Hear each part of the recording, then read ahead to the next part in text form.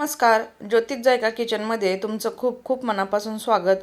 आज आपण लहानांपासून मोठ्यांपर्यंत सगळ्यांनाच आवडणारा असा चीज एक पराठा बनवणार आहोत। चटपटीत आणि खायला खूप मस्त असा लागणारा हा पराठा आहे। तुम्ही सकाळच्या किंवा संध्याकाळच्या वेळेस छोट्या मोठ्या भुकेसाठी हा पराठा बनवू शकता। तर रेसिपीसाठी आपल्याला घरातील अगदी किरकोळ सामान लागणार आहे। तर इथे मी 2 अंडी फेटून घेतलेली आहेत। घरात जेवढी मंडळी असतील त्यानुसार तुम्ही इथे अंड्याचा वापर करायचा आहे। आता यामध्ये मी अर्धा कप दूध वापरलेलं आहे। आता यामध्ये आपण काही भाज्या घालून घेऊया। तर तुम्ही तुमच्या आवडीनुसार यामध्ये कोणत्याही भाज्या घालू शकता, जेणेकरून मुलं त्या निमित्ताने भाज्यासुद्धा खातील। तर इथे मी बारीक कट केलेला कांदा, टोमॅटो, शिमला मिर्च आणि कोथिंबीर घातलेली आहे। तर इथे आपण भाज्यांचं प्रमाण देखील कमी जास्त करू शकता। चिली फ्लेक्स घालायचे आहेत। लहान मुलांसाठी बनवत असाल तर चिली फ्लेक्सचं प्रमाण कमी जास्त करायचं आहे। चवीनुसार मीठ घातलेलं आहे आणि आपण यामध्ये धने पावडर वापरलेली आहे। एवढेच मसाले इथे मी वापरून हा मस्त असा अंडा पराठा बनवणार आहे।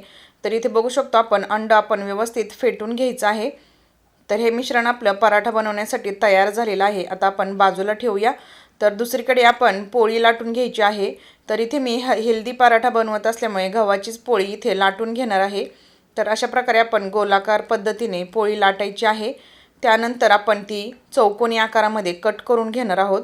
तर इथे तुम्ही कोणत्याही आकाराचा शेप बनवू शकता, पण दिसायला छान असलं की मुलंसुद्धा अगदी आवडीने खातात।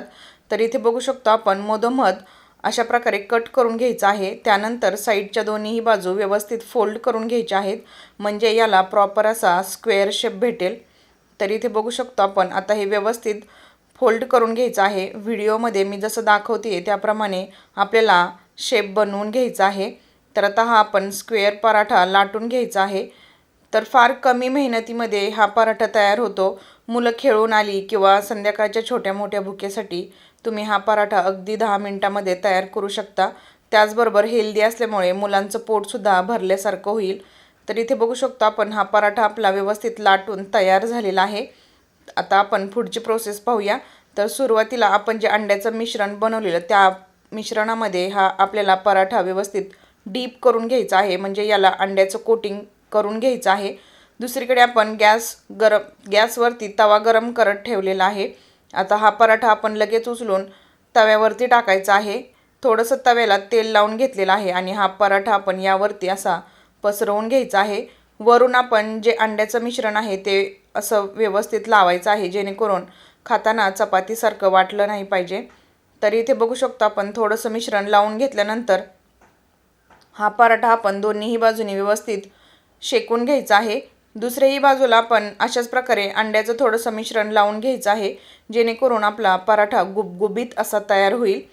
तर इथे बघू शकतो आपण दोन्हीही बाजूनी मी अंड्याचं मिश्रण लावून घेतलेलं आहे। एवढ्या मिश्रणामध्ये आपले 3 पराठे आरामात तयार होतात।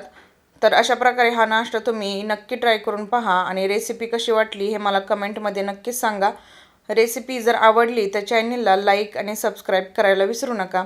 तर इथे बघू शकतो आपण लो टू मीडियम हीटवरती आपल्याला हा पराठा भाजून घ्यायचा आहे, कारण आपण चपातीचा पराठा हा अगोदरच आपण भाजून घेतलेला नसल्यामुळे आतली चपाती व्यवस्थित शेकली गेली पाहिजे। आता वरून इथे मी मोझरेला चीज वापरत आहे। चीजचं प्रमाण तुम्ही कमी जास्त करू शकता, पण मुलांना चीजपासून बनवलेले सगळेच पदार्थ खूप आवडतात। आता चीज व्यवस्थित मेल्ट व्हावं म्हणून हा पराठा आपण लो मीडियमवरती 1 मिनिटभर व्यवस्थित शेकून घ्यायचा आहे। तर दोन्हीही पराठे इथे मी बनवून तयार केलेले आहेत आणि तुम्ही बघू शकता किती मस्त चीजी असा आपला पराठा बनवून तयार झालेला आहे। रेसिपी जर आवडली तर लाईक आणि शेअर नक्की करा। धन्यवाद।